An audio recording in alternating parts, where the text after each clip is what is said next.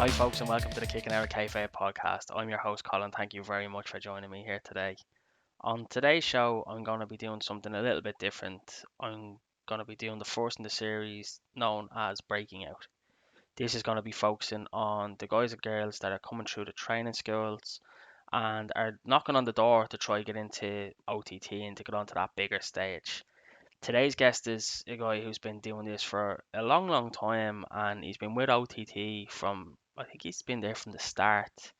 So 6 years now at this stage. He's had one OTT match on the first contenders and kind of took a little break for a while. We go through all that kind of stuff, a really bad injury that he had, and how he came out the other side, and where he hopes to go now, and how he plans on getting back into OTT.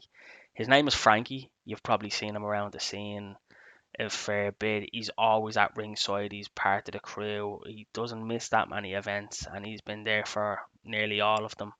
So this is going to be a really interesting one. Frankie's going to take me through his journey, his setbacks, and as I said, where he hopes to go and how he hopes to get back into the OTT picture, onto Joe's radar, and back in the ring in front of all of us. Enjoy. Hi folks, thanks for joining me here today. Today I have Frankie with me. How are you, Frank? Yeah, not too bad. How are you? Very good. Obviously still in lockdown, so that's a bit of a downer, but obviously we have things like this to keep us going. How are you getting on Yeah, yourself during lockdown? yeah, it's not too bad. Just trying to keep sane, staying indoors, and have a little gym set up as well in there. So I'm trying to keep going with that, I think just to get through it. I think everyone has their gym set up at this stage, don't they? Oh, I'm telling you, the whole apartment is taken over by we have a rowing machine in there and all now at this point. So there's no room for anything else. Like it's crazy. That's like me. I'm taking over the whole kitchen now doing this, and I'm working from here as well. So I don't think I'm well liked in the house at the moment. That's it. I got myself another telly. I had to get a second telly so I could watch my own things. I'm sick of watching the same stuff on Netflix over and over again. Have to get something up there. Ah, well, listen, enough about lockdown anyway. It's a miserable time, but we're here to talk about wrestling. And most importantly, we're here to talk about you. This is your show. You're on my show, but it's your show. It's about you, and I will uh, share. you're the star here today. So if you could just tell me what got you into wrestling. Um, I think I'm the same as most people. I think we're very similar age there, where the Attitude Era came and went, and everyone Hmm. was wrestling in school and practicing all the moves and stuff like that. And then Sky One, where every Saturday morning you're getting up to watch the highlights of what happened, and the chair shots are panning off into the crowd and stuff. That's kind of where I like that they're my like kind of more vivid memories of the wrestling back then. I think before that I kind of seen British Bulldog on telly before, but didn't pay too much attention, Hmm. and then kind of just follow the crowd. But when all that ended and everyone gave up and it was fake, the bad F word there, uh, I still kind of kept it going without telling anyone, and I was still watching and had the wrestling figures and stuff like that without telling the lads. So I think we all yeah, kind of just had that phase, didn't we? The closet wrestling fan, as we call it. that's what it is. I think. Yeah, and if you were found out to be a wrestling fan, it was, yeah, oh, look at this loser with his wrestling. Like it's not real. It's not real. But everyone came back around in the end. I think it's bigger than it ever was now. That's it. Did you ever get the man into a ring to take a bump? Let them see how real it is. No, I got one school friend, and he was kind of like me. Yeah, and he would actually be Danny Cross's cousin.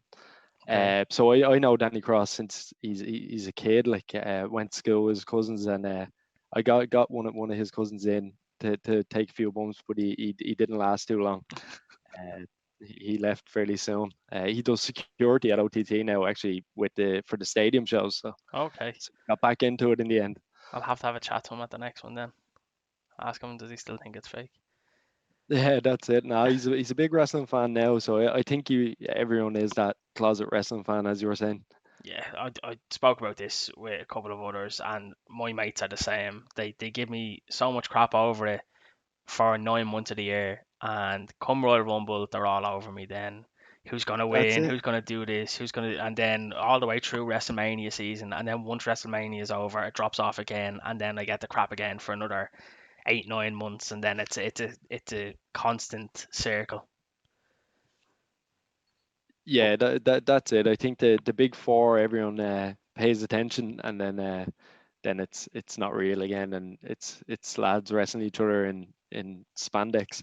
But I get the crap all year round, when I have the fake tan on and stuff like that, and work has to come around. I'm in meetings with the fake tan, so I'm constantly getting it. It's something you have to live with if you choose to do it. So tell me then, when would you have decided that you wanted to pursue it? Because we all have those dreams. I've had them. I think every wrestling fan has had them that they want to be a professional wrestler. But when did you actually decide then that's something that you wanted to pursue? I think I was a bit different. So, you hear all the stories about the lads, they find it in the back of a magazine, and that's how they found wrestling was in Ireland or whatever. I was a bit different. I never thought about well, I think everyone thought about being a wrestler, but I never thought it was possible. But I bumped into, I'm from Drimna, and there used to be three groups in Drimna in different fields, and there was one group in another field that we went up for a game of football one day, and one of the guys that was in that group was Martin from the lads from the flats, Hmm. the original lads from the flats, from the Tivoli days. um he was in that group, and we found out he was a wrestler. Obviously everyone was giving him the stick, as we were talking about, but I was kind of interested. I was like, this how is he a wrestler? Like, where is he doing this? And we were chatting away anyway, and he gave me a drop kick in a field, and it really really fucking hurt. Excuse the language, but yeah, that was terrible. So I was like, I have to go and try this. He got me down. This is in, I don't know. I was in school. I was really young. I was only 15 at this point. And he actually got me down to Celtic Pro Wrestling, which was one of the gyms. So I think there was still the Fight Factory, the old Fight Factory with and NLW. I think they came together, uh, and IWW and all them lads back in the day. And then there was Celtic Pro in Drimna or in Chicor they trained from, and they used to run the Good Council. Hmm. And the trainer in there was Neil Frenzy.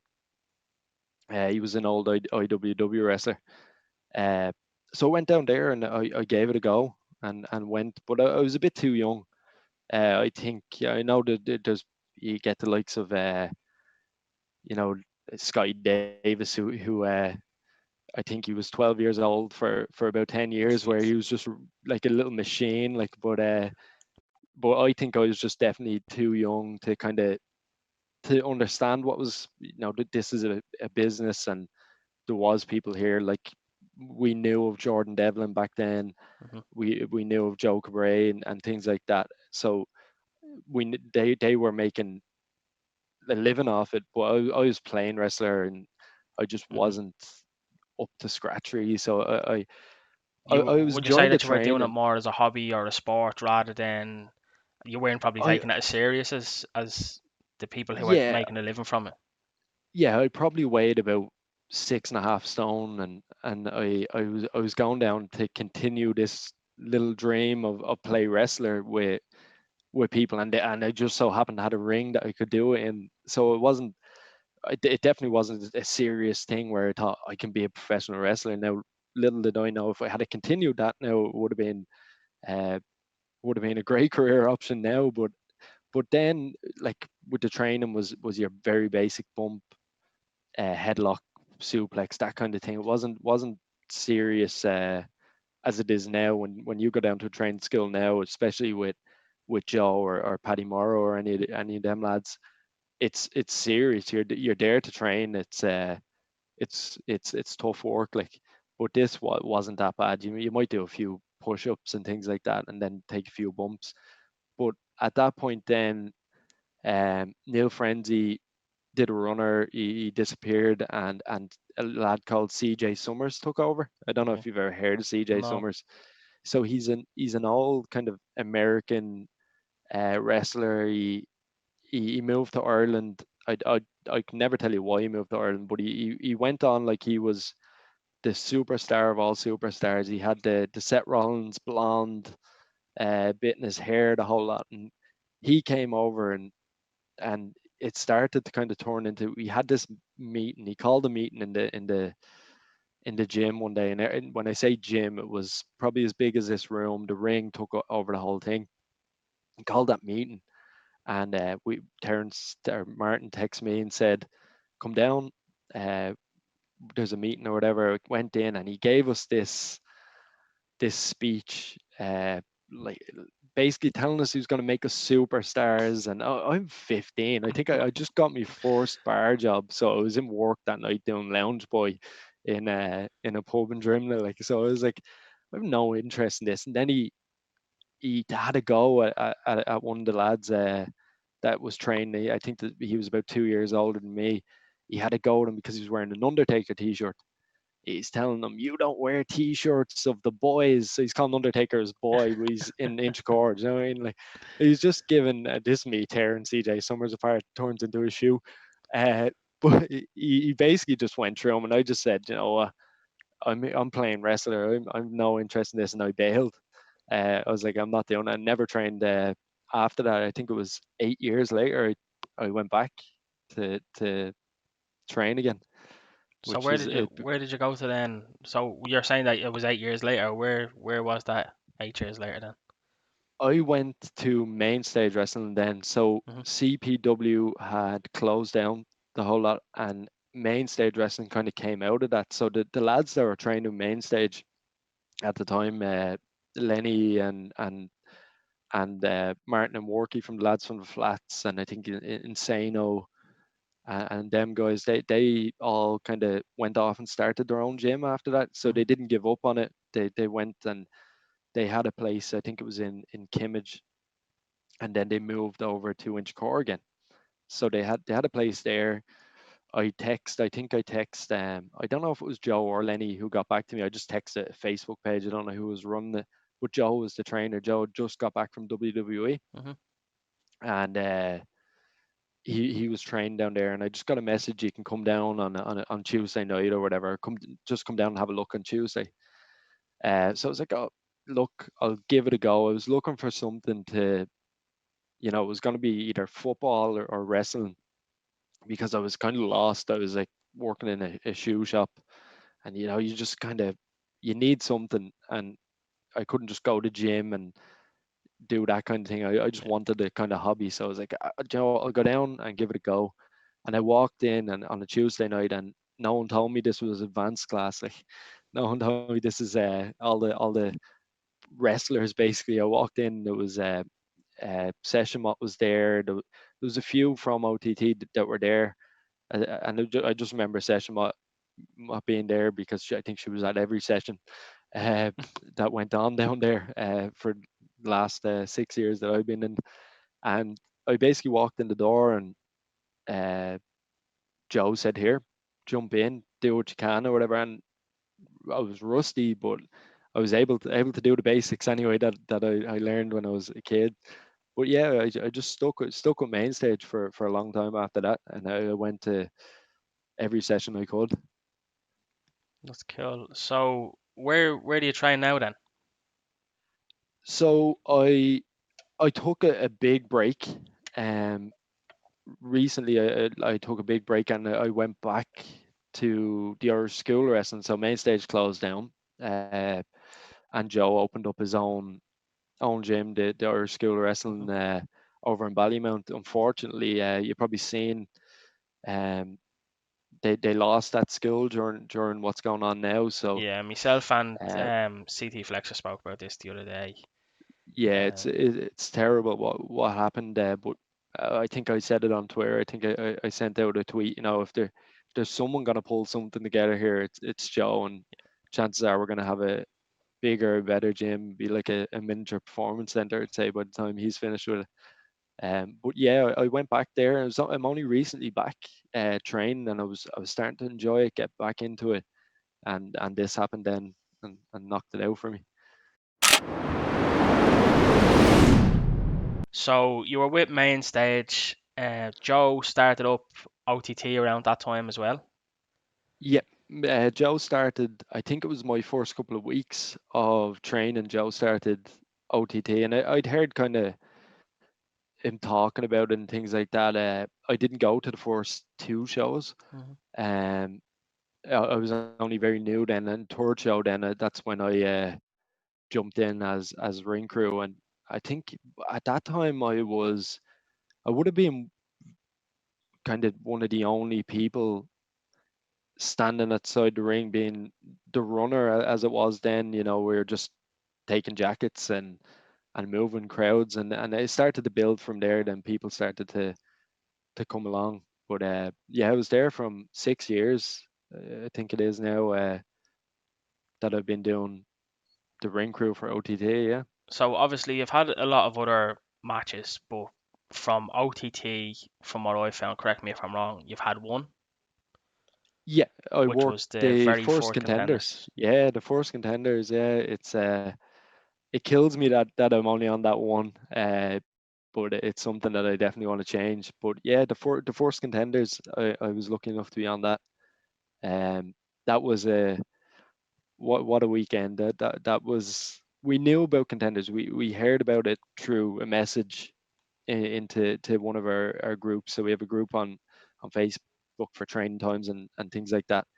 And I think it was Paul Tracy would have put a message in explaining what they were planning on doing. Joe and Paul were setting this up, and they wanted basically the best of the younger wrestlers in Ireland to apply to do a weekend training seminar with Paul and Joe.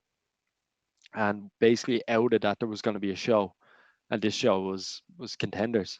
So basically you had to get through, first of all, the application. So you're basically asking them, are you good enough to take part in this? Mhm. And then you have to get through 2 days of training, and on one of them days is a show as well. And if you basically get through the 2 days training, and you might not get a part on or spot on that show, or you might be lucky. And I was one of the lucky ones. But it was, the first day was, it was, I can't remember. I think it was about 6 hours. It was a long, long, long training session. Believe me, I was crippled by the end of it. And we had to get up the next morning, and we went again and trained a shorter training session that day, and then straight to the ringside where we were all sat in a room, uh, and we were told the card. And I'm telling you, telling the day we were sitting there in that room, it was like, honestly, it was like someone was telling you you're being signed to WWE. It was, the card was being read out. Did my name get called? Did my name get called? And you missed it for that split Yeah. second. And they're like, yeah, you're in this match. And it's like, oh, thank God I got it. Like, because the work that everybody put in, you have to think, like, I think there's a picture somewhere on Facebook of that session and who was in that session. Like, you're looking at your Morden Hypes, the Mongrels, Adam Maxted, Terry Thatcher, like literally just a list.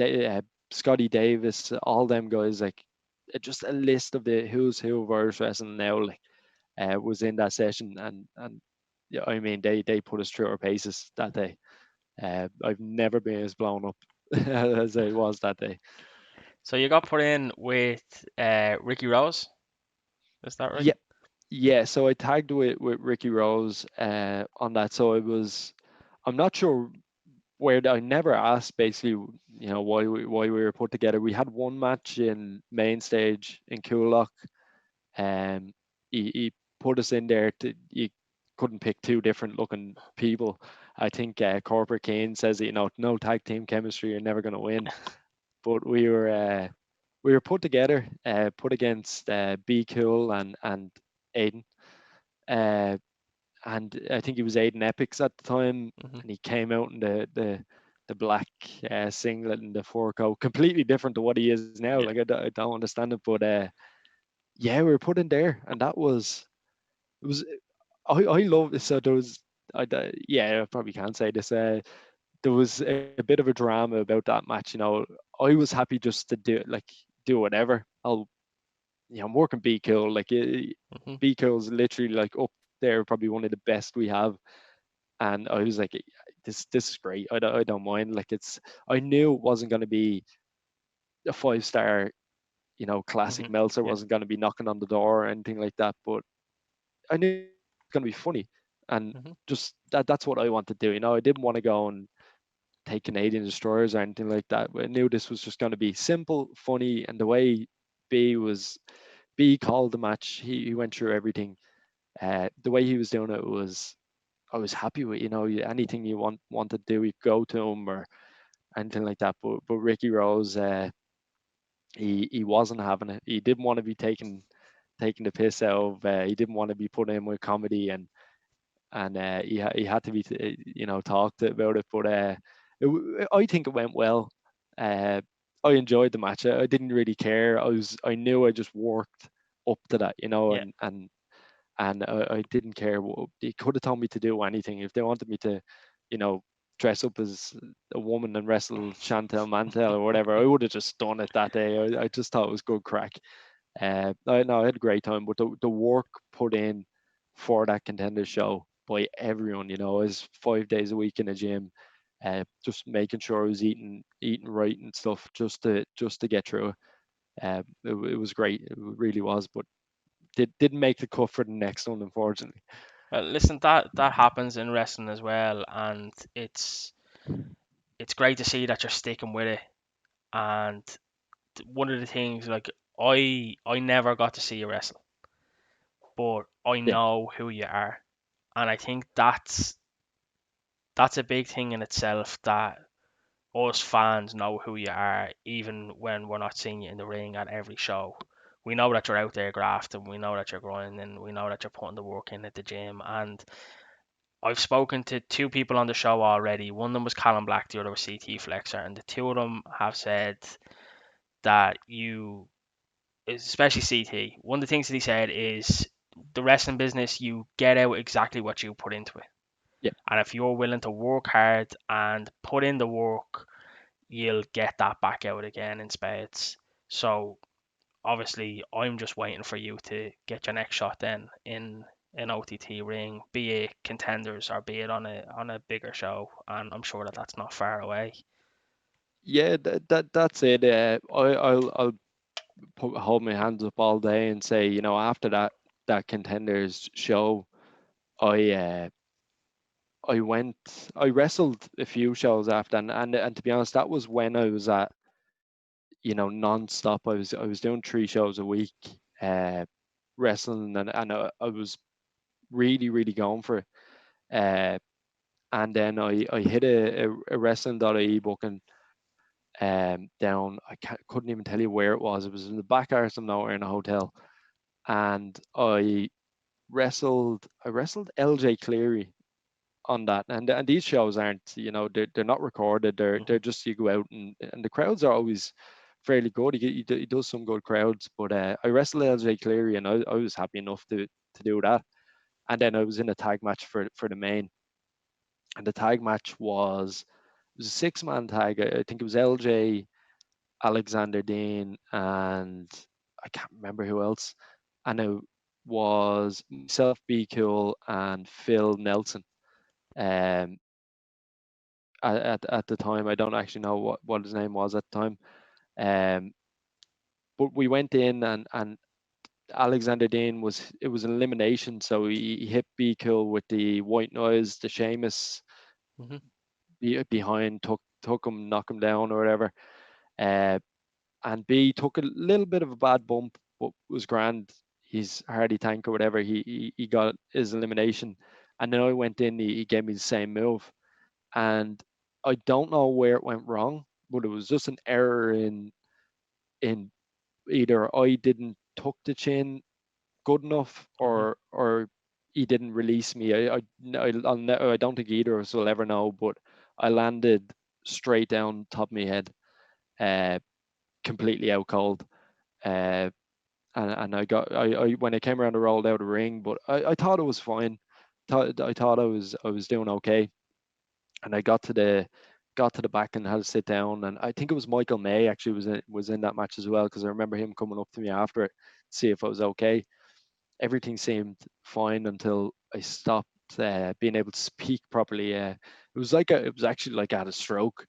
Uh, the just mouth was slurring words, and I remember my girlfriend saying, I think you have the flu. I think you just might have flu, but I hadn't said that I knocked my head Yeah. fairly hard, and then took the trip anyway to A&E, and yeah, sure enough, I had this horrible concussion. I was losing memory from certain things, and it got really, really bad. It was and a concussion. I don't know if you've ever had one, but they put you into a bit of a funk, like you're in a bit of a depression when you get them. I think Joe talked about this on Tony Kelly's Tony's one, podcast yeah. when he got his ones, and I spoke to him straight away. When I got it, to let him know and ask kind of his advice, and he gave me the same advice WWE gave him. If you get too many, you're done. Like, Yeah. so I was very wary, and that kind of brings it back to why I stopped really doing working towards getting anywhere.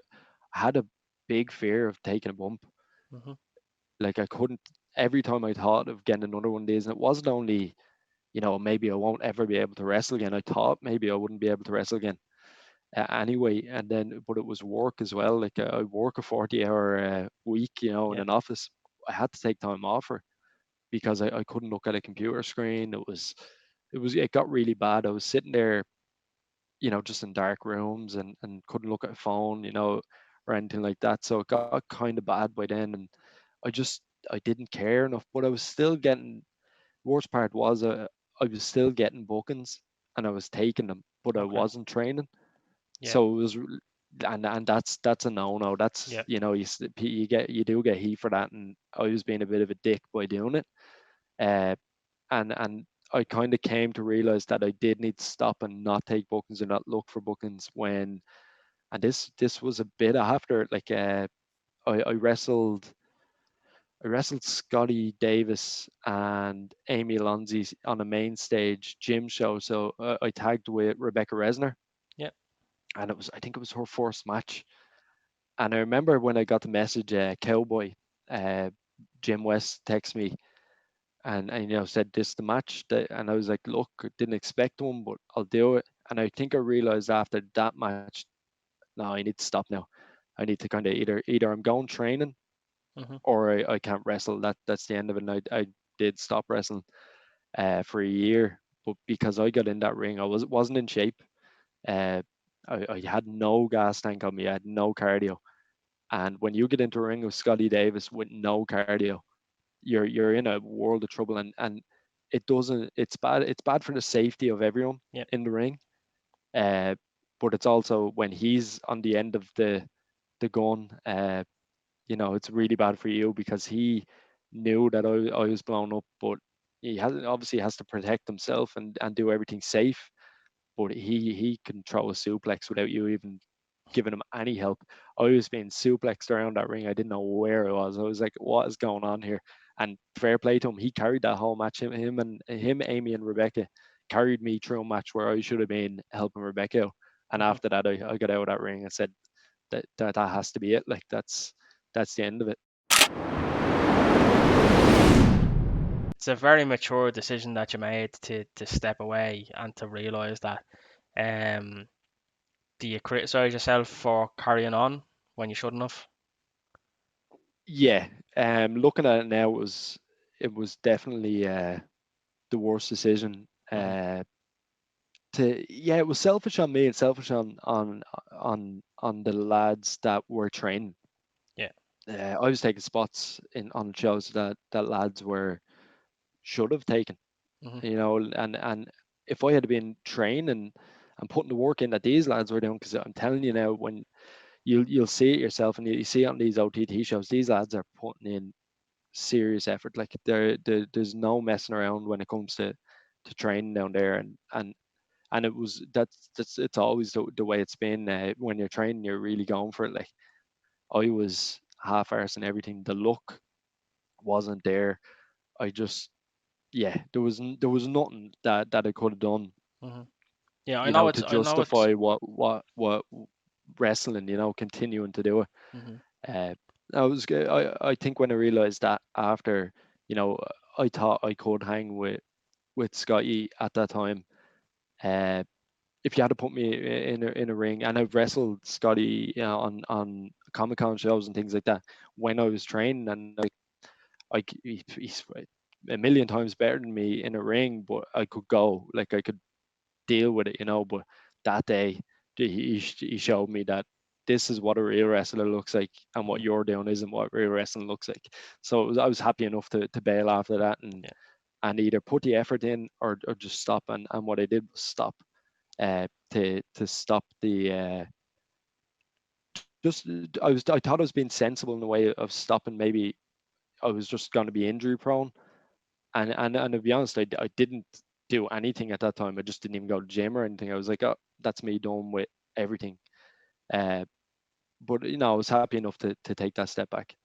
Like, I know it's probably very easy for someone to sit here and kind of criticize that decision as well, but at the same time, you're doing something that you obviously love doing, and it's probably very, very hard to step away from that when it is exactly what you want to be doing. Yeah, Even when you know yourself at the same time that you probably shouldn't have been in there. But I can understand your mindset at the time. But obviously that's then. You said that you're back in training, or you were back in training well, before. that was before this mess. Yeah. Yeah. So Obviously, none of us can account for this, but you're back in training. You're going at it full whack.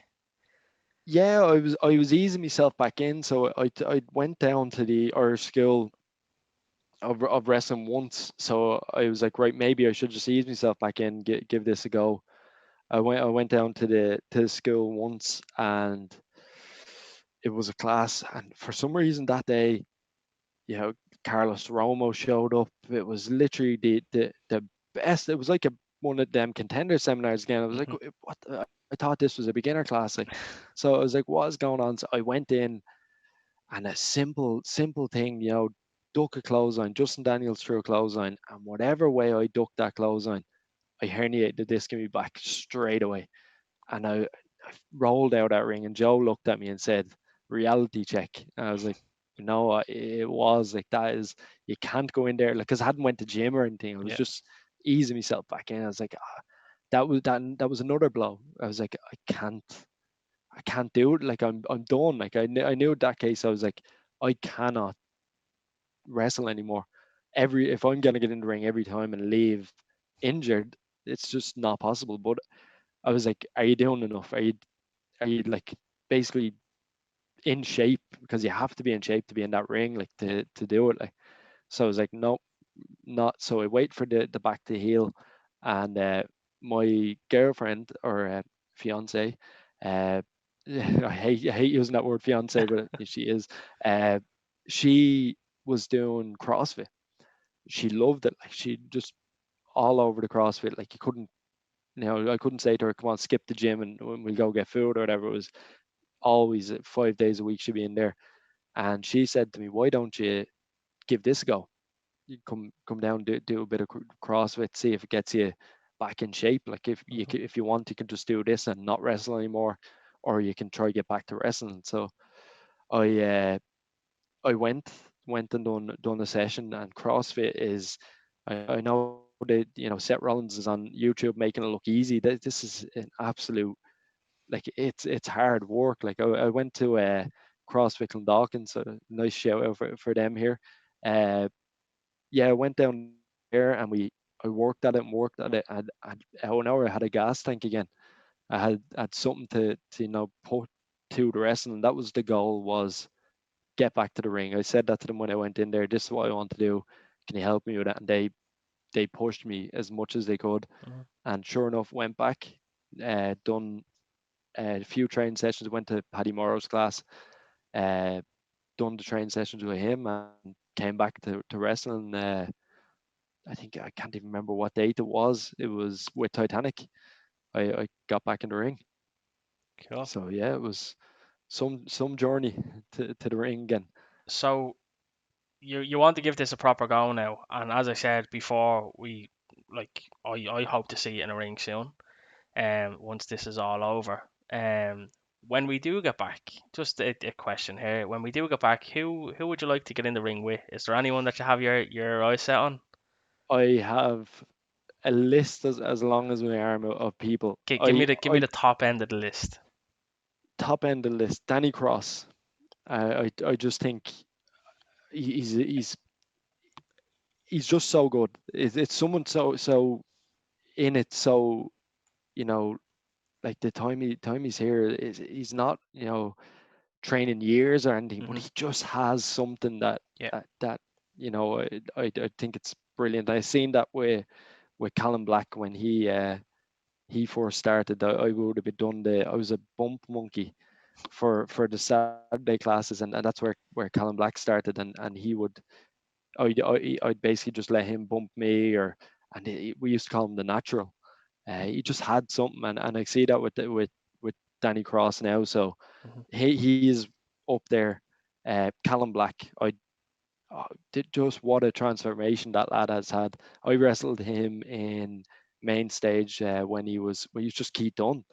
Hmm. He said didn't have anything. He just went out and he wrestled, and he was great then. And now look what he's after doing over the last year or so. He's just some transformation. So he's up there. Um, I want to tag with Terry Thatcher. Something that we were talking about for a while.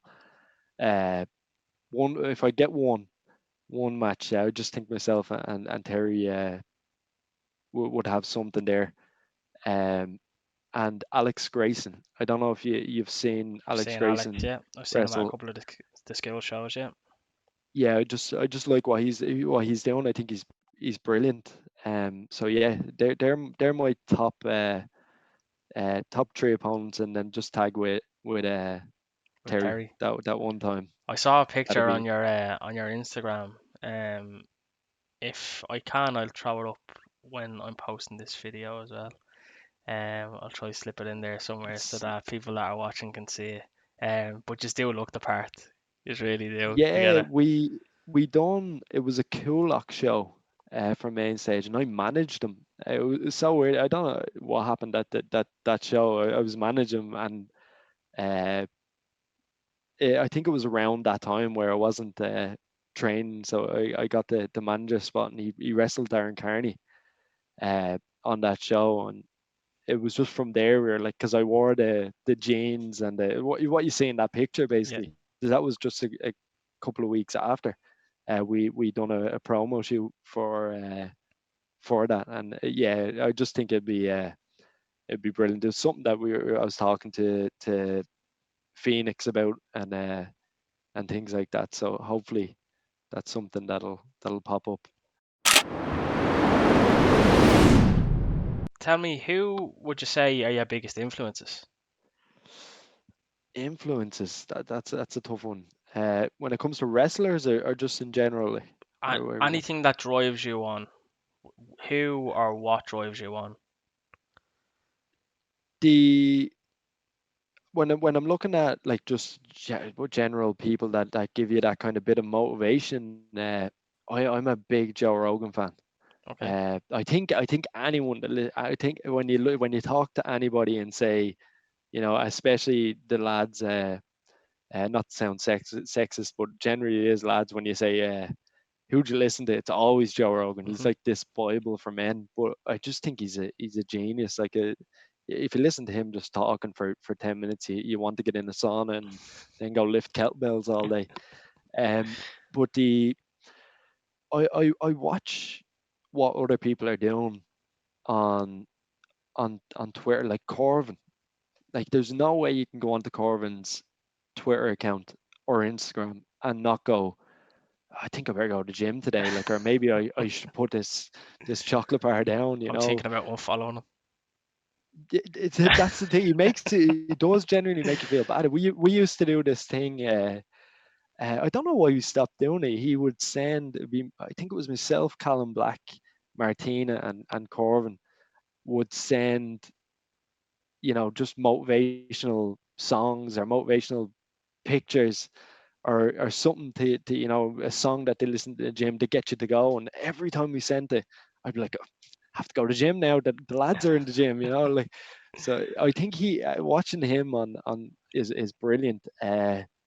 And just genuinely just looking at what's going on in wrestling now, not WWE or AEW, or you're saying now, there's no way I can stand, you know, ringside in the National Stadium and watch Callum Black make an entrance and say, I'm not motivated at all, I'm Hmm. happy to stand here.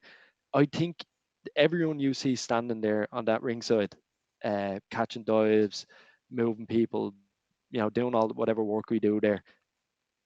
If they tell you that they're not motivated by seeing one of them being taken out and put onto that stadium show, they're lying. They have to be, unless they're just not a wrestler, And then Hmm. if they were training, you're motivated by just seeing one of us being picked. It's like Toy Story, the little aliens. When the claw comes down, they're like going to his leader again, and that's literally what it is when one of the boys is picked for a contender show or a main show.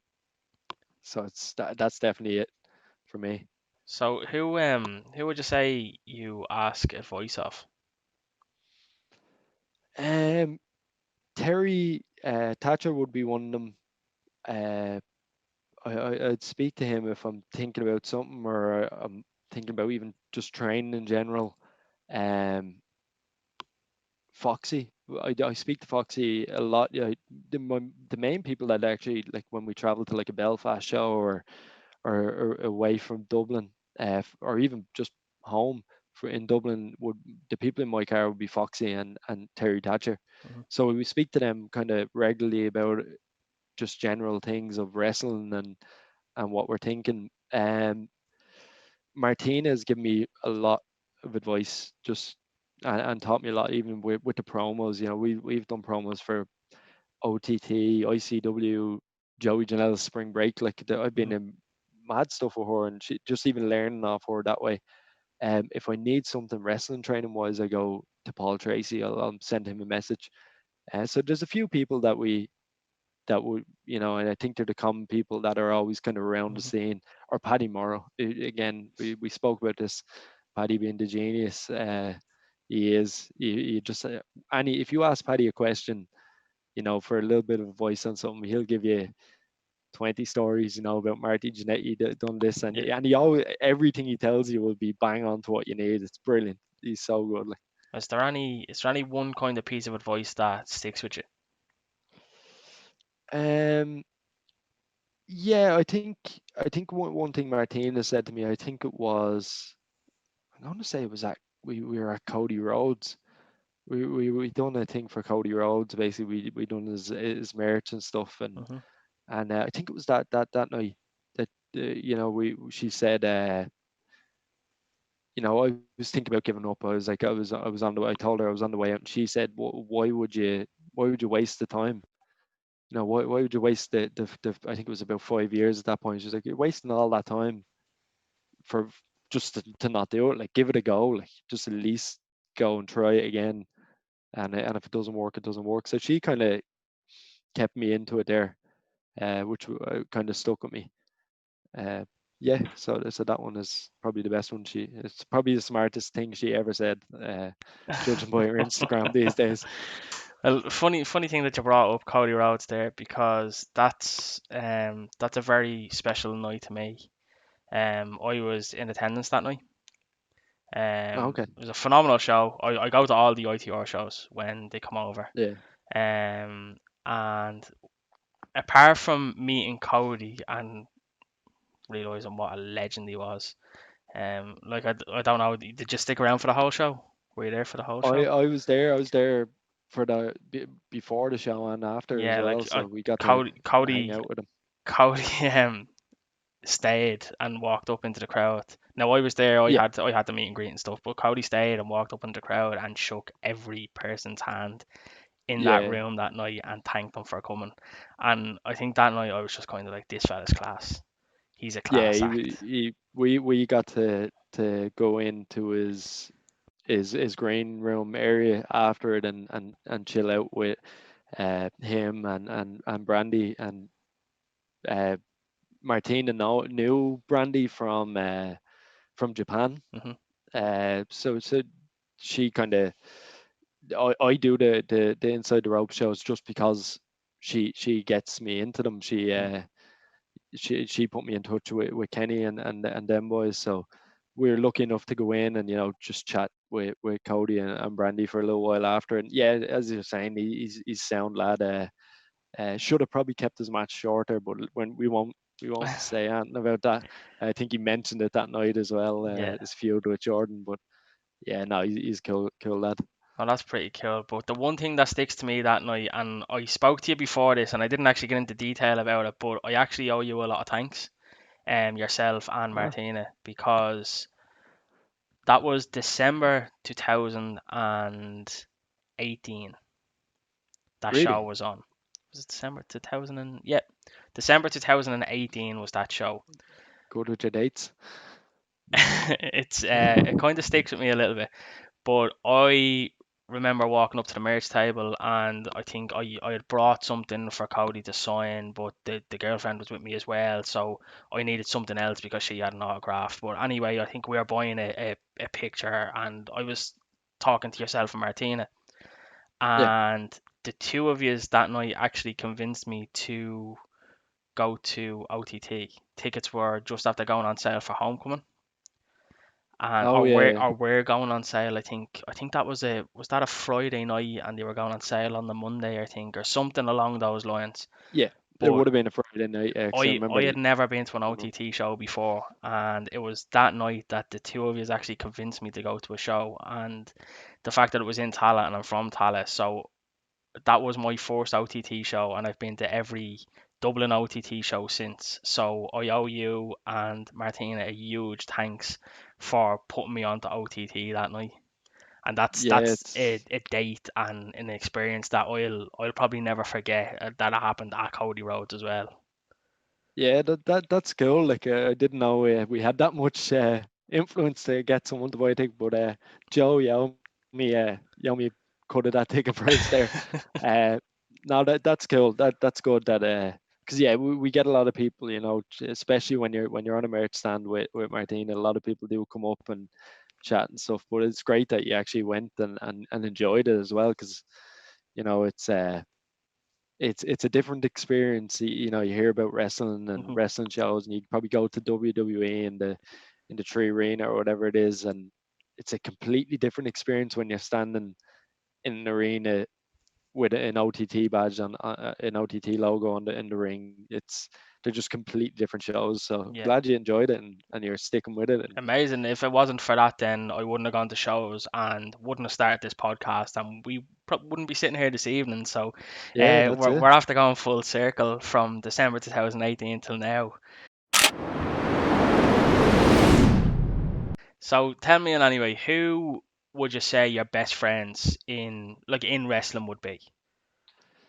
Um, best friends in wrestling. I generally I outside of wrestling, I probably wouldn't see them. I rarely Okay. do. I try keep kind of my personal life kind of outside Hmm. that kind of thing. But when I'm there, well, I speak to Terry and Foxy every now and again, and we travel together if there's shows said outside Dublin or just generally need a lift or whatever. That they're the boys that I be with the most. I speak to.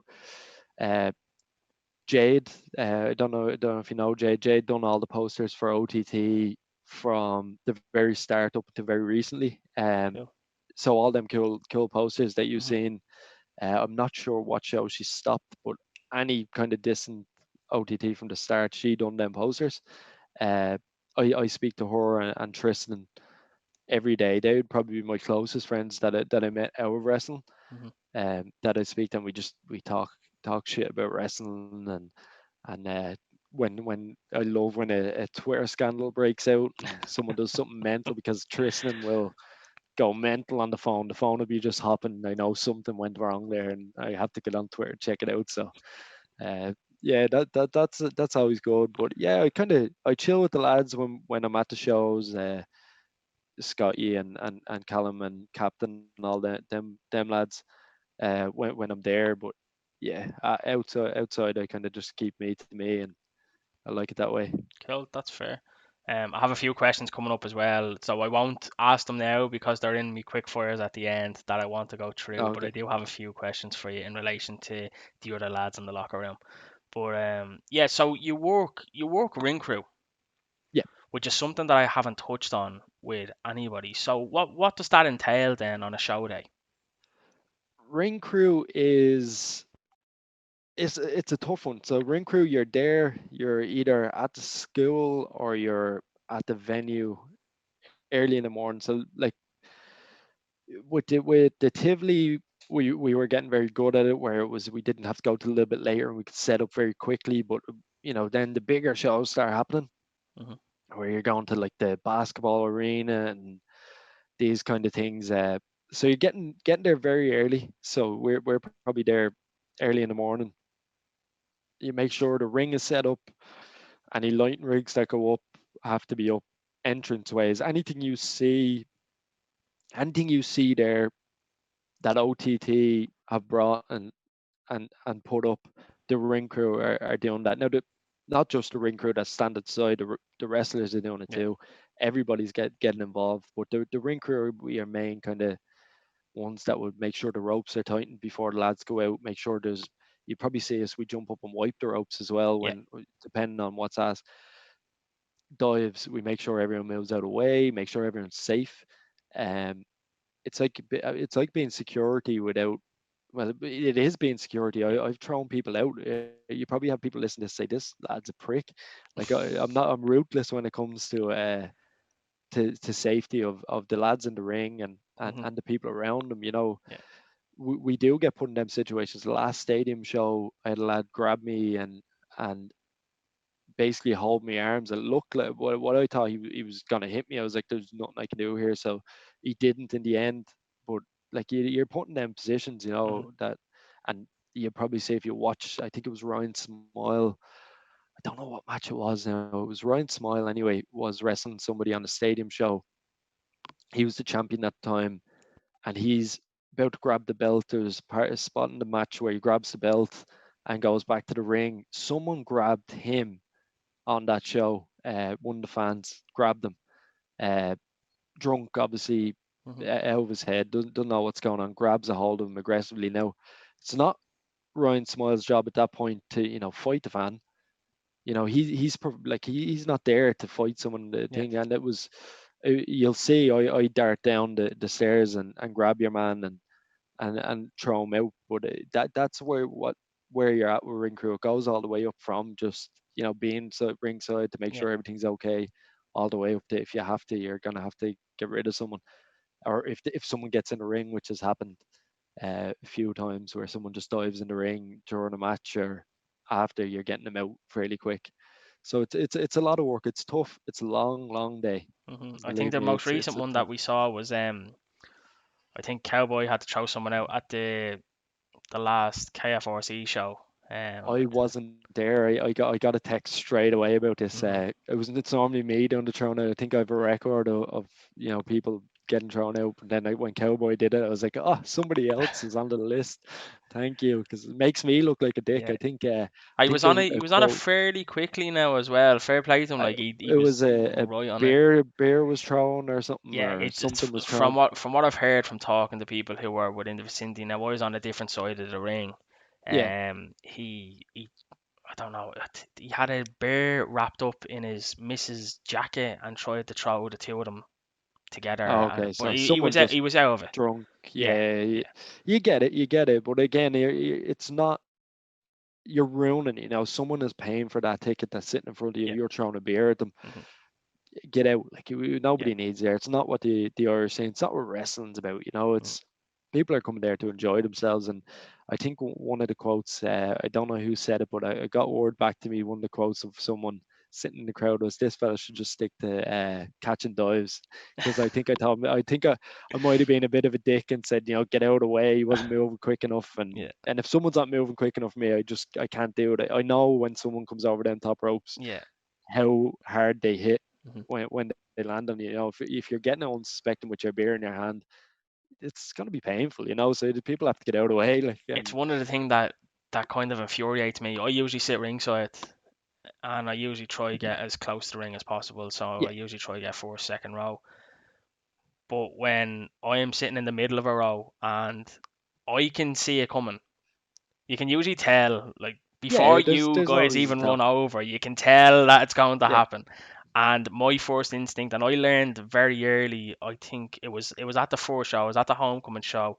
I was sitting in the third row, but I was on the aisle, yeah. and I think it was a Haskins and can't remember Thatcher, who was it Haskins and Thatcher that Haskins night. and Thatcher that night. Yeah, But Haskins puts Terry in the seat in the front and does row. the I'm the two drop kick, seats isn't it? behind that, and I Yeah, didn't realize what was coming. So Haskins runs to the other side of the ring, runs yeah. back and boots Terry. And Into the third just row as on top that of you. happened, I'm bailing because it was only once Thatcher starts running I realised what's happening, and I Yeah, noticed that everyone else was after bailing, and I was like shit and legged it. But since then, I that was my first experience, and I copped on yeah, to okay, when something like this happening, you get out of the way as quick as you can, and it infuriates me when people don't. yeah. And fairness, the OTT fans are really good at it. Like, you have your core front row people, especially the Tivoli. The Tivoli, there was, you might as well put people's names on them seats. Yeah, They had their seats, and there were, it was that venue. I don't think you got to experience no, that venue, but it was the holy grail of wrestling. You will never get a venue like that. But I think the fans, like they were perfect. If someone, and the dives, you had to move all four rows of seats because people are coming straight through the middle of them all. Like, and but they are very good. You have your core ones, especially stadium shows that sit at the entrance way and the hmm steps. They will all move, but yeah, if I think someone's coming too fast and someone's not moving fast enough, I don't mind grabbing a hold of you and giving you the push. yeah. That my push is going to be softer than Them Jordan hitting you. Devlin landing on top of you. Do you know what I mean? Yeah, It's just how it is, and people don't appreciate being being pushed. But I assure you, I don't want anyone to get hurt. I yeah, just of want to course. get you out of the way. Can I But ask you, no, have you ever been Linus's drink holder? I haven't. No, is Linus this? is prone for having two beers at all times, Yeah, yeah. No, and I I've seen think them getting crushed many a times. yeah, I think I think he's I can't remember who the last one was. Was it? I think it might have been Liam. Yeah, I think it yeah, might he's have been probably Liam. So I think Linus had two drinks. This was at the last show, which was the KFRC show, yeah. not the Belfast show. And he always has one in his hand and one on the ground. And I think the first time he had to move, the one on the ground got spilled, so he got another Yeah, one. And then I think Liam then became his designated second drink holder. So Linus grabbed his pass drink, it and out. then Liam grabbed the one on the ground and moved it out away from him. So it just seems to be a trend because when we've been doing the watch-alongs, so Yeah, I've you been can going see it back and I've watched happening. it. I can see it with other people happening now that someone else is grabbing Linus's drinks as well. I just think it's very Yeah, funny. that's brilliant. I've seen drinks like that being crushed. Lucky enough, I haven't been, but I do love watching it. And if you just go back and just, I wish someone would make a compilation video of the panic in their faces when a dive is coming. Yeah. I think Rob is a good one. When someone put it up actually as a GIF the other day on Twitter, and it was like, look at the panic in Rob, and he didn't know where to go, and he's telling everyone to move, and he's like second row. It's This just, was this was the one that we watched on Saturday. yeah, it was Walter taking the Yeah, yeah, steps, and he's yeah. gonna powerbomb. It's just He gold. I actually love replied to watching it, it. I think, saying that he wouldn't Yeah. move quick enough out of the way. Yeah, I just, and Brilliant. that's they're like, Rob and things like that. They know the Yeah, story. They know to get out of the way, and just, but it's so funny watching people panic. And the panic of, if we don't know when the dive is happening, I'm sure there's a compilation video you can make of us running to catch the yeah. dive. Like, Like it's genius, but it's great crack. It really is. So can I just ask you, what do you gain from working as a ring crew? Would you see that as you're paying your dues? Yeah, for a long time, it was that you're paying your dues, you're setting this ring up, you're paying your dues. 6 years on now, I don't consider it paying dues anymore. Hmm. I really don't. You will get laugh off people where they're going, you're paying your dues or whatever.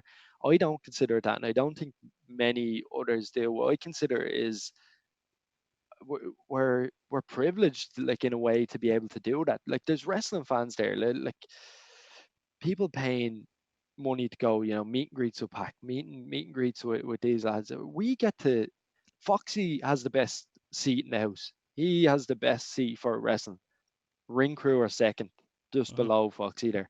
We get to see the best wrestlers wrestle and learn from them, speak to them, ask them questions if we need to. Like yeah, it's not paying dues anymore. We gain way more out of this than a lot of people think. Hmm.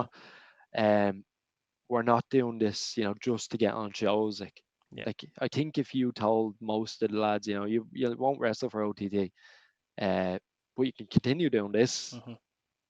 they'd all do it. Like, Yeah. do you know what I mean? No, nobody's given the ring crew spot up. It's just it's too good, and Yeah. I've had too many good times. Like it's just 6 years of this one. It's madness to think that Joe came up with this thing, and 6 years later we all benefit off it. Like, Hmm. and obviously he benefits off it. He wouldn't be doing it if he didn't. But yeah, I got to meet some dead, like Scott Hall. I don't know if we're fans of anymore after what the Twitter incident, but like he was on my list. I remember I talked to Martina that day. A few of us going shopping. I was chatting to her and I was saying like how much of it, like a mark I am for Scott Hall. Like I love it. Like just it was just what a day for me. And then Joe says to me when I get in, need you to look after Scott Hall for the meet and greet. I was like, oh my god, this is gold. I think Jamie Coleman's wife will tell you, like, I was losing me shit, man. Every time he looked away, I was like, oh, Scott Hall. Like, and I'm not afraid to say it, like, everybody that starts wrestling or wrestling fans were all marks for wrestling. Like, it, Hmm. it doesn't matter. Like, I was loving life, and it happens all the time, like, where someone comes over and I'm like, oh, shit, can't believe this happened. Like, X Pac, I got to. Again, Joe came to me and said, "Need you to look after X Pac on merch." Like, and I just had to sit with him and take money for him, and that's fucking like X Pac. Like Yeah. everyone loves him. Like we all grew up with DX and I'm running around schoolyard going suck it, like to everyone. Like I think teachers were being told suck it at one point. Like, and I get to chill with them then. Like, do you know what I mean? Just I even made it onto being the elite with doing merch for the Yeah. Young Bucks of Kenny Omega. Like just me taking wads of money. Like that's literally all I done that night. We broke records with merch. Hmm. Genius. Like, I do. I think you can even get when I talk about it. I love doing it. I Yeah. really do You love do show love that being. you do show your passion, and like I'm envious. I'd love to do it. Obviously, I'd probably never ever do it, but I sit there saying, yeah, what you do is a vital part of the show, Yeah, but in those times where you aren't the vital part of the show, it's the best thing yeah, in the house. or just chilling watching it. Like I Yeah. think it was myself, and I always kind of mentioned Callum Blackie's always standing by my side at the shows. He done ring crew for a long time, and he got to work the stadium show. But I remember Chris Hero came over for that weekend. We had the WrestleCon, I think it was. Hmm. And I'd seen Chris Hero. I'm a huge CM Punk fan, so I seen Chris Hero wrestle, obviously Punk and stuff, but I hadn't seen him in years. Like I didn't know anything about him really. And I remember coming back saying to me, "Just wait and see this fella. Wait and see this fella." And we stood in the Tivoli. There's like no room between where we stand and the ring, Hmm. and every noise that they make we can hear, and we just sat there watching this happened. I was like, oh wait, that was it's just the best thing you can do. Like to just to to be that close to everything. Like I just love to know how Foxy feels being in it. Like just, do you know what I mean? Just watching these legends wrestle and people that are just superstars now. Like you have people that came. If you look back at the cards of OTT, uh, it's like an OTT rub when these people come. You go to OTT, and then you either go WWE or you get signed to like Rhino. Rhino came over, wrestled Logan Bryce, I think it was, Mhm. and then I think he interfered in the main, um, done all that. A couple of weeks later, he signed back to WWE and he's tag team champion. Like it's an OTT rub. I don't know what Joe does, but these lads are getting. Joe was definitely undercover for Vince. Oh, I'm Has to telling be. you, he's just it's on. If he is, if he isn't, he's just a pure genius because the stuff that happens at OTT is just gold. Like, So the next couple of questions that I have for you are they're a bit of a thinker. Um, so it's more about your goals. So what do you see as being your short-term goal and your long-term goal? So let's say your short-term being the next year or two, and then long-term further on after that. short term, basically just get back at it. Just if I'm wrestling once a month, I'm happy to the way I Hmm. was when I first started. Uh, yeah, I just want to get in, prove to the lads and the girls that that I'm serious about coming back and doing this.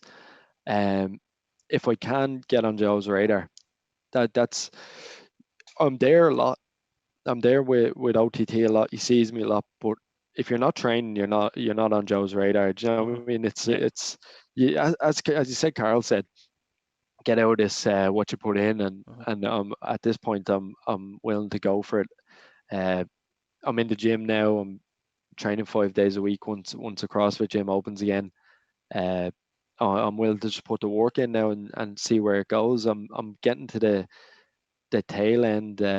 I say I'm getting old now, but Justy's still going at 50 years of age there. So like that. At least Yeah, he you're gets hitting your adjusted. But prime years. Like there's a long way yeah, ahead, and like especially I'm with like I know you're saying that like you're probably getting on, but you're looking at people these days. Like I know we're talking about when I mention these names, like they're some of the best in the world, but like AJ Styles is still going at 40 yeah, odd. that's it. Edge is just after coming back at 40 odd. Like now, as I said, I know we're talking about a couple of the best ever and the Yeah, best in the world, but like it's doable to go into your 40s. Now, yeah. where it used to Once you're be, in shape, it used to be where you were 30, maybe hitting your mid 30s. That's the end of the line for you now. yeah, Where now we can see that barrier is being pushed on. yeah, definitely. It's look at I think it's a PCO. He's in his 50s and he was a Ring of Hmm. Honor champion. Like and I think the Rockers are back as well. Like that's mental. But The yeah, Rock no, and Roll I'm Express. yeah, I think they're they had an AEW pop there recently, didn't they? yeah, and I think they're on NWA now as well. But like, Yeah. look at that. Like they must be nearly 90. Like, uh, but I'm 29 this year. Like, I'll I'm lucky that like I don't think WWE are going to sign me to an NXT UK Hmm. contract or I'm ever going to be a full time wrestler. I'll always have to work 40 hours a week or whatever to. But this is yeah, I just enjoy doing it. So whatever I can get out of it, I will. I'll Hmm. put the work in to do it and train as hard as I can. Um, again, as I said, I just love being around it. It's great. It really is. The Irish scene is just unbelievable, and the attitude in the Irish scene now, when you're talking about all these lads, the way they train, I think I've said it a few times before. It's no mess when them lads are training. Hmm. Like if you are not there to go, you might as well just walk out, pack your bags. These lads will leave you in the dust. Like you need to bring yourself up to their level. They're not coming down to you. Like it's just how it is. Like when you see like the likes of Callum Black, like that's transformation. Just I've mentioned him a million times in this podcast. He blows my mind how Hmm. good he's after getting. over the last while, and then Martina in Ring of Honor. We have Jordan in NXT. He's cruiserweight champion in WWE. Like we are learning from the best of the Mhm. best here. So there's no point in me going and half arsing anymore. Do you know what I mean? Yeah, it really is a It's major time to time go. in Irish wrestling, and if you can get on that radar, then like it is a thing that doors do open, and we've seen that, as I said, with the likes of Martina, with Jordan. We've seen Michael May, Valkyrie, Yeah, Debbie hitting NXT UK. I'm probably missing a couple here as well, but the doors are there, the doors are opening, and I spoke yeah, to Callum about this, and you can see that the Irish and UK scene are opening up, and it's becoming a thing where you can now seem to make a living wrestling yeah, definitely. without having to go to Japan, without having to go to the US, and those doors are well and truly open now for the likes of yourself and anyone else who's breaking through. Yeah, that's it. I do think I'm happy. I'm happy enough to wrestle in Ireland, and just do bits here, the way it is here now. Like the scene is unbelievable here Mhm. now. I travel for work. That's it. My job is traveling. The travel, being in the UK, going to the UK, and if something came up, I'd be very happy to go. If I'm putting the work in, but realistically for me, I'm happy to wrestle the guys here. If I got a good matchup, offered, happy days. Who's not going to take it? Do you know what I mean? Like, but no, it's definitely something that is there, and I definitely think the likes of Callum Black, Danny Cross, you will see them lads travel. They will Mhm. go to UK, uh, and wrestle. And one thing I think I mentioned on Twitter, you probably find it. Uh, I think we will see Chris Hero, Callum Black. That's I remember waking up and seeing that the Chris Hero was released, and thinking that match has to happen. If it doesn't, oh man, I'd nearly book him myself. Just When Callum was on, I asked him about a dream match, and it was Chris Hero. It is the name that he it brought has up, to and he be. said that the possibility is now there. It is. It's there, and if we Mm. don't get it, I'm done. That's me done. They're the main questions that I have, and what I do at the end of the podcast, and I'm going to do for the end of every podcast, is I have a list of 22 quickfire questions. You can expand on these if you want. If you want to Cool. give one word answers, one sentence answers, you do you. But we'll start firing away. So, who is your favorite wrestler? Triple H. What's your favorite wrestling theme song? Oh, this one changes all the time. I'm the exact same, always changing. Cody Rhodes. That's my shower song. Um, I just think it's brilliant. But I hope you suffer. AFI is that's so good. I think Jimmy Havoc used that. So yeah, they're up there. But I'd be stupid not to mention HBK as well. But yeah, there's so many, so many. I switch between them all the time. There is. I have a playlist, and like from one day to the next, I don't know which one is my favorite. And like that Yeah, Cody Rhodes and Judas, I think, is on it, and yeah, there's loads of that's one that them. I can't get into is Judas. I don't know what it is. I just don't like it. I think it's a cracker. I've listened to the rest of Fozzy. I'm not a big Fozzy fan. I tried listening to an album. They don't really do it for me, but that song just does it for I me. I think I just got sick of Judas. We done. There's me going off on a Go bleeding on, tangent you're all again. right. Sorry. We done an Inside the Ropes with Jericho. Hmm. And again, I was asked to watch him on the meet and greet, to do that. And he walked in and he says, "Can we get some music on here?" And they're like, "Yeah." And they turned on Bleeding 2 FM or something like, and he just looked at them and he's like, "Judas, put Judas on." He went mental. I mean, he nearly flipped the table. Judas, and he done a meet and greet, and I think it was about 2 hours long, and we listened to fucking Judas for 2 hours. Like I was like, "Get me out of here!" Like it was just, yeah, it was crazy. But when she turned the radio on, he nearly upended the bar. I was like, "Oh, this is brilliant." But, So tell me then, what's the favorite match that you've been involved in? What's your favorite match? um, This kind of changed. I've done loads of stuff. I wrestled Terry Thatcher at Comic Con. I really enjoyed that. But I had a match on a wrestling.ie show with Gunther Isaac and one of the Nintembros, Stephen O'Grady, his name was. I think it was STOG, he called himself. At the time we had a triple threat match there, and I called it, and the crack we had. You have Gunter Isaac in there. The man is a giant. Like you literally like the stuff you can do just and to get pops off the crowd and stuff, and just yeah, I just had so much fun there. I know Steo was. Very new. I think it was one of his first matches at the time. So he was real nervous. And me and Gunther went out there and just everything we done was simple, and it was just so much crack. I think them wrestle.e shows that I was talking about, they I always had just some good matches in there and just great crack. Like, You weren't dressed up as a ninja or anything for any of those shows, were you? no, I never done Evil Eyes. I done the last one that I got the concussion on, the very last, and I tweeted about this actually there the other day when someone tweeted something so stupid. Is Seth Rollins wearing a woman's jacket? My last IE show I was hot stuff. You see Corvin tweeting about hot stuff all the time. Uh, but I wore Debbie Keitel's fur coat and a feather boa with me hair. I had long hair at the time and I had it in pigtails. And man, the crack that yeah, these things you just get to go out and do mental stuff. Yeah. Nobody's recording it. Uh, yeah, the matches you had in there, like I wrestled uh, Bones on a few of them.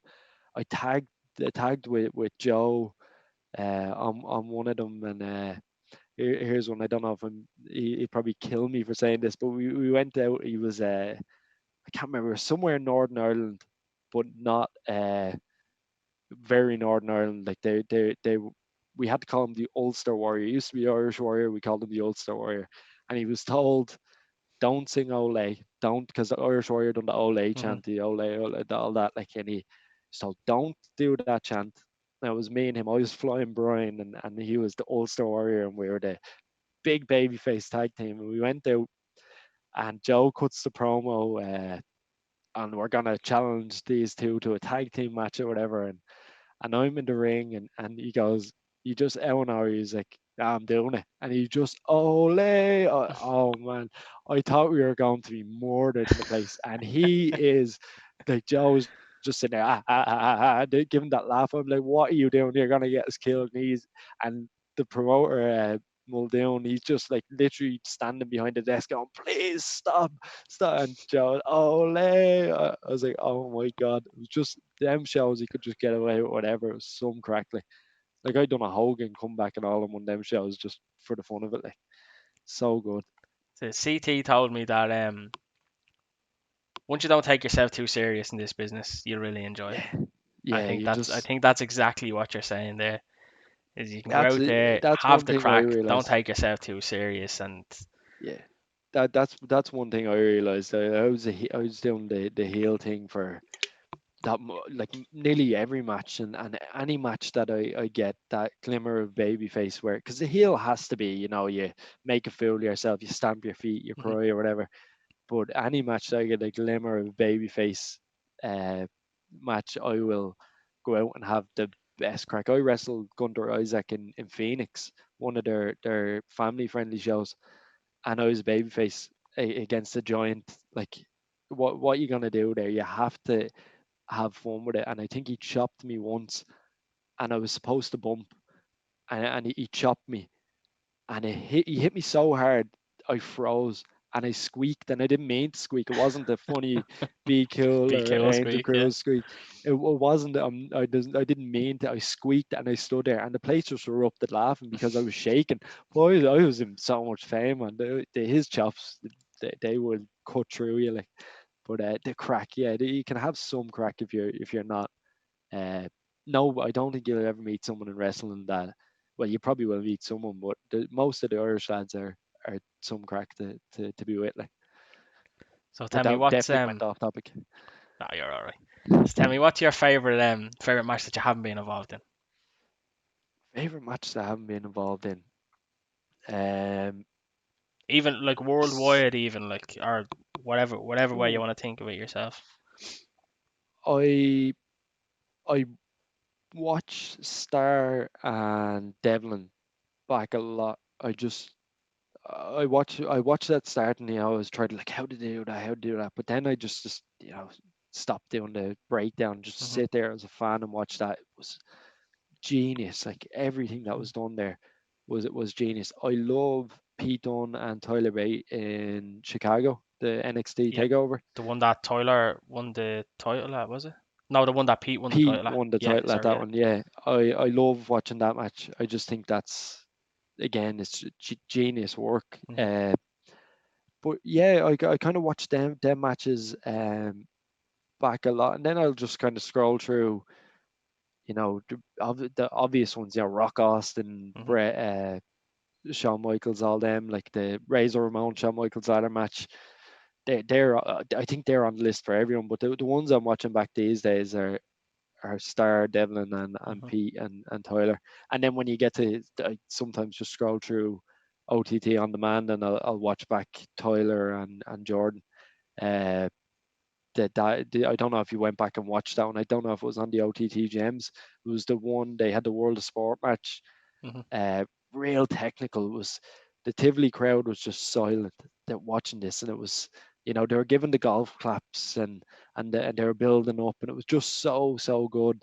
And it never went into the spot fest of Yeah. super kick. It was just perfect. And then Jordan does the levels him and gives him the small package and turns heel. That was when Hmm. Jordan went into his heel. I just love that match. I just love how they kept everyone engaged with wrist lock reversals. It was just gold. I don't think many people would be able to do that. Yeah. And them lads went and did it. Like, genius. So, you spoke about, we already spoke about this, so I think this one's already answered itself. Have you had any injuries? You did tell me about your Yeah, concussion, yeah, and then the I old was gonna ask concussion. what your worst one was. Definitely the concussion. Yeah, uh, miserable, absolutely miserable. Hope it never happens to anyone. Yeah, please God. So who would you say has the best mic skills in Irish wrestling? Be cool, be cool without a doubt. I just think. I, uh, I'm saying be cool without a doubt. Justy has some skills, but I think these days be cool is knocking it out of the park.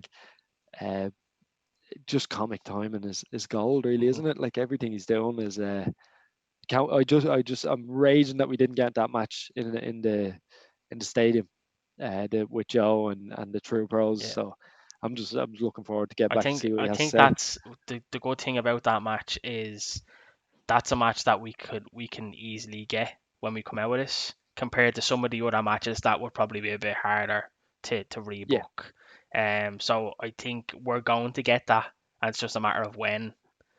Um, yeah, that's it. Hopefully, fingers crossed. yeah. We get all them matches. But then we've seen that There, that Barry's after shaving his head as well to look more like Joe, so that's after working out a bit. That's it. He's the image of him now. Like, but I love even that he put up a small promo video of just thanking people for donating. He says, Mm. "I look like Stone Cold, but without the problem pass." Just comic timing he just reminds me of a Monty Python sketch. Everything he does, he's just genius. Like He's brilliant. I I can love actually watching see him. him going a long way as well. He should. If someone can pick up the stuff that he's doing over here and see that on, like, he's definitely getting onto a bigger stage. He's probably the most underrated comedic Definitely, performer around. definitely. I think for comedy wrestling, for me anyway, this is just personal opinion. I think Madman Manson was up there, one of the best, and I really think Be Cool is tipping it now. He's right on the edge of one of the best we've seen. Angel Cruz uh was up there as well, and two of them together was just genius. Yeah. But Be Cool has just taken off. What a genius when it comes to that stuff. Like, So this next one then is, so like this is one that you could probably put on yourself as well. So it's no offense to anybody, but if I was to give you $1,000 and offer you a bet with me to put that €1,000 on someone who's going to make it huge, who's your banker? Who are you putting that money on? Scotty Davis. Uh, when you talk about people making it, like Scotty Davis could sign a contract tomorrow. Like I just think that lad is. I think everyone knew that. I think Joe knew when Scotty Davis has said Scotty Davis was 12 for 10 years. Like he was the Mhm. youngest young fella that I've ever seen in a wrestling ring, and he was upending people with suplex. Them gator rolls, them gator rolls aren't the thing he says. Oh, we're gonna do this. You're doing it. It doesn't matter. Like Yeah. he's just perfect in the ring. He really is. Think he'll go. Yeah, he'll definitely go to the top. Do you reckon I think. anyone would be able to call a gator roll like Ango though? Like Ango definitely No, has I the think horn for his gator rolls. I think they're gonna have to bring Ango in with them to make sure. I'd love to hear a Japanese commentator scream "Gator Roll." Like I just yeah, I genuinely think Best of Super Juniors winner will eventually will be him. He's too good. It's a big show. Hopefully, I believe so as well. You're It's happening. I think CT said Scotty as well, Yeah, I and think did Callum say Scotty as well? I'm not sure. I can't remember. I'll put that €1,000 on, which now that everyone that comes on here will say Scotty, unless I think some people will say more than hype as well. But Scotty, if you make them pick Oh, one, that's who Scotty. Callum said. Callum said LJ. LJ is Yeah, actually, when it comes to mic skills, that just bringing you back there now, and I know we're probably pushing on time here. Uh, LJ is brilliant. He's just really, really good. I think he's an all rounder. He's just yeah. He is one of them people that's just really young and yeah. What a man! Like he's so good at what he does. The level we're at, like when you think about it, it's just mental. Like yeah. So tell me, do you have a guilty pleasure favorite wrestler? guilty pleasure favorite wrestler. I just said earlier on, I think all Uh, wrestlers were our guilty pleasure wrestlers growing up. Yeah, But I think everyone was saying. do you have someone now who, like, even in the wrestling community would be a bit taboo? Like, I really like Dolph Ziggler, and that was one. I think, but I don't know if he one of them that you're like, oh, can't really like him. I think Dolph Ziggler is brilliant, like, but I think I'd happily take Dolph Ziggler as an he's answer. he's like a copy and paste of, and then a little bit of a mix of Mr. Perfect and Shawn Michaels, Yeah, isn't he? It's like you just put the two of them together. Uh, yeah, no, I really like Dolph Ziggler. it's cool. So, uh, do you have any merch? I did when contenders happened. I had T-shirts for that, but they sold out fairly quickly. Yeah, I probably cashed in a bit early on the merch. Probably shouldn't have done that, but I did. They were really nice. Jade designed them, and a few people have them collector's items there now, but I don't now.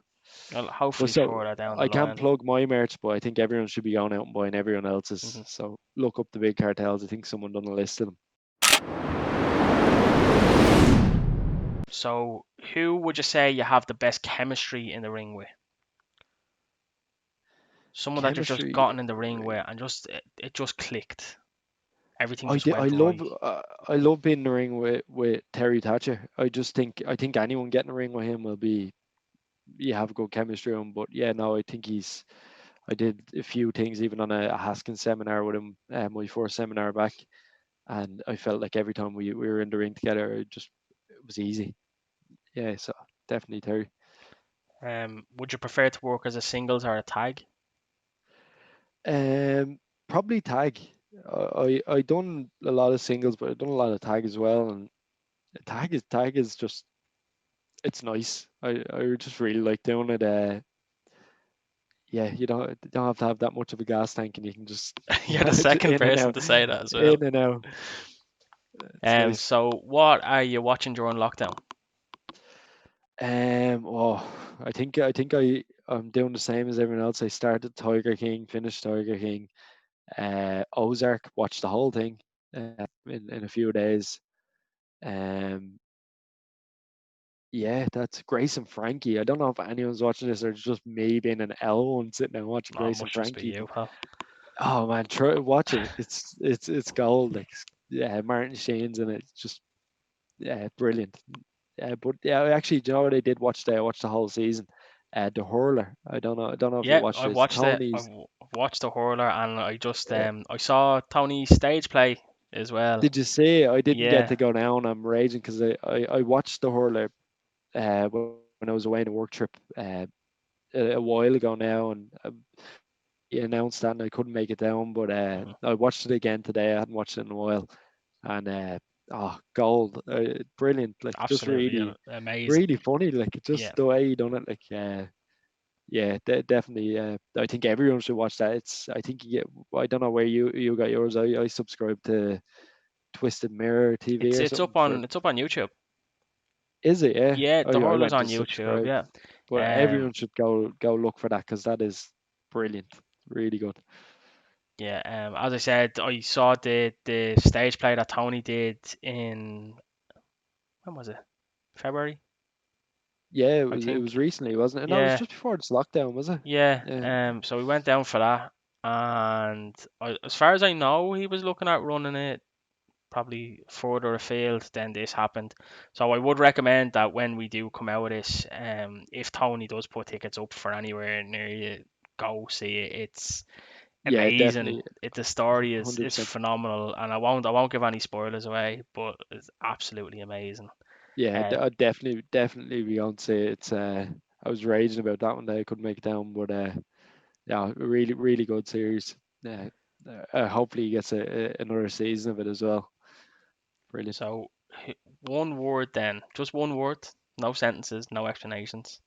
One word to describe Joker Bray. Fucking put me on the spot here, you bastard. One word. Stubborn. I can He's a get that. stubborn bollocks. He's a funny man. Like just show days, man. He's just funny. He's a stubborn fucker though. If any of you want to know why he's saying stubborn, check out Tony Kelly's podcast with Joe because Joe explains it perfectly on that. Yeah. Why you think that he is. Oh man, He just has so much. Go on. you can feel the fire. Like if you have to go over and approach him, tell him something's wrong on a show. That oh my god, you'd want to bury your head in the sand. And yeah, it's funny though. Like he explains, as I said, Tony Kelly's podcast. Check that out. With Joe on it, he explains very well. Tony's getting put over very well here. So this is more He's getting paying me. into this is more getting into the dressing room then and the other lads. So who would you say is the most annoying in the dressing room? Nine. Uh, Aiden. He's a bollocks. Fucking excuse the language again, but if you he does this thing where he punches it in the throat and he gets me every time where you just walk up and he just punches straight in the throat and you're like, what's going on? He wouldn't even hit you hard, but Yeah. he's an annoying little I can't say the word, but yeah, him. Who would you say has the best ringer? Oh, more than hype or Scotty. Scotty's That would be velvety things. just all of his gears is great. Uh, I couldn't believe him when I did I saw him in those velvet things. I don't know the how he velvet wrestles. I things don't know are how he wrestles slick. in them. But how does he You wrestle in don't. them? Is he not like bacon inside them things? Oh yeah, you would be like if you, any of the gears like you could be wearing barely anything. You're boiling. Hmm. Uh, but yeah, more than hype always have slick stuff. But Kings of the North have to be the answer though. They have unreal gear. Yeah, I don't know. They do just have a new pair of gear for every show.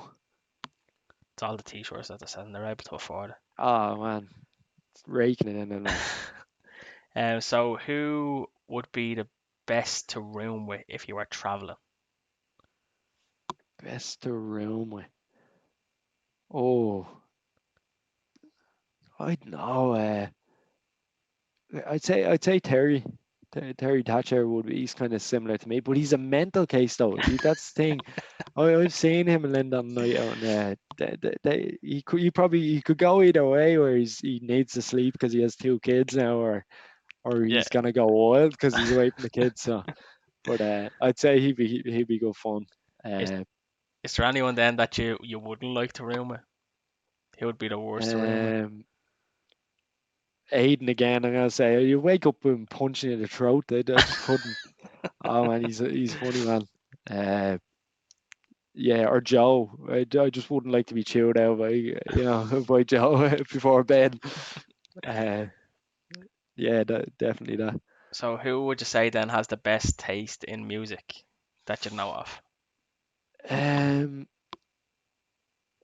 Fabulous Nicky always comes out with the bangers. Always the boy bands and things like that. I think yeah, I was driving trip. I think it was a DE show again, and he had some playlists on. We had some good times with that one. And who would you say would have the worst taste in music? Oh, I'm seeing CT Flex are playing a lot of Oasis, and this probably get me heat now, but I don't like Oasis, man. I just don't like Oasis. I can't get into listen to them. So You definitely just getting for the heat for that. Oasis thing, oh, Yeah. 100%. Uh, like if I was to pick between Oasis or Blur, like I'd pick Oasis, but I just no, I can't listen to them. So I'm gonna have to say CT just because he's playing Oasis on the guitar. And who would you say has the best dress sense? I'm after losing it there. Say that again. Who would you say has the best dress sense? Dress sense, Scotty. Scotty Davis comes styling to a show. He's down putting up a ring in maybe a three-piece suit at some points. Like he's crazy. I've Uh, seen him. I've seen him at the end of a show taking the ring down, wearing some he comes classy like that. threads. He comes like that. He just rocks up in the morning time wearing them things. Like he's him or Jordan Devlin. Jordan Devlin comes with some fresh gear I on. Like, think I think Scotty has it down to a T. Scotty knows that if he's wearing those threads, he's not getting underneath that ring. yeah, I've seen it. I've seen him going under the Have you ring. actually? I think he He's can. not afraid of hard work, man. But he does dress really well for some reason. Like I think I wore a pair of jeans once down with rink and I said never again when the rust stains were Can betting only to them imagine. from the ring. Like. Is But there anyone who you say then would have the worst dress sense? Aiden, and that lad, he comes in a pair of sliders and a Hawaiian t-shirt. I tell you, he's ahead of all. Like he's coming out loads of the worst stuff. I'm not no he he's lovely lad. Like I know, absolutely. Like we love him, but you can understand he's where you're he's coming from. he's hilarious. He doesn't care. Man. Yeah. He's so funny. So the last one then, I robbed this one off Soccer AM. They use it at the end of their quick fires, which is who's the longest in the shower? I've only uh, you're gonna plan me. I have to tell you a story now. I've only seen two people get showers. Not seeing them now, but know of Yeah. people getting showers because most people just change and leave after the Mhm. show or whatever. Terry Thatcher has a shower for some reason. He always brings a shower gear with him. And I was in the KRFC. I always call it KFC. KFRC. Uh, yes, that was in that venue, and I walked backstage, and B Cool says to me, "Here, go in there. Now, Justy wants you." And in I and lad, in I walked to I heard the shower, but I didn't know Justy was in the shower. And B Cool had sent me in because Justy wanted me. I was like, oh, what does he want? Like, so in I walk and there's Justy, full stark as naked, and he just looking at me like literally looking at me like, what the fuck do you want? Like, what do you want? I'm like, now I look like a pervert for going in and watching just in the shower. Like. So yeah, that's he was awful long in there, so I'll say Justin. We've got a couple of strange answers on that one now, I must say. I think you and CT took it up in one way, and Callum took it up in a completely different way. But what I'm uh, gonna do uh, is I'm gonna compile a list of all Actually, these answers and see compare them as well for who said what. yeah, actually, the in the Titanic show there that I done there a month or two ago, um, there was a few boys having a shower there, and I won't name who they were, but they were in there a very long time. Myself and Tucker were trying to figure out what was going on like there, but they'll know who they are if they listen to this. They were in there a long time. Uh, yeah, it was a confusing one for a few of us. So that's the lot of the quick fire questions that I have, and that's pretty much I have for today, Frankie. Oh, And I sweet. would just like to thank you very much for coming on. I really No enjoyed this bother. chat, and the one thing you don't realize how quick they go as well. Yeah, flies in. Like Yeah, it was good fun. like we go. I think we've been talking even before we came on. We've been talking just over 2 hours now, and Yeah. like it's felt like 20 minutes. And I do appreciate your time coming on and having a chat with me here. Yeah, no bother, man. That was good crack. Yeah, Yeah, you don't, yeah, as I said, you don't realize it, but it flies in, and you go off on these tangents, and but it's that's it's good. It's great. good It's crack. great to chat about wrestling with people as well. But just for anyone Yeah, watching or listening as well, head over to Twitter and Instagram. Follow Frankie on Instagram and Twitter at Fran310.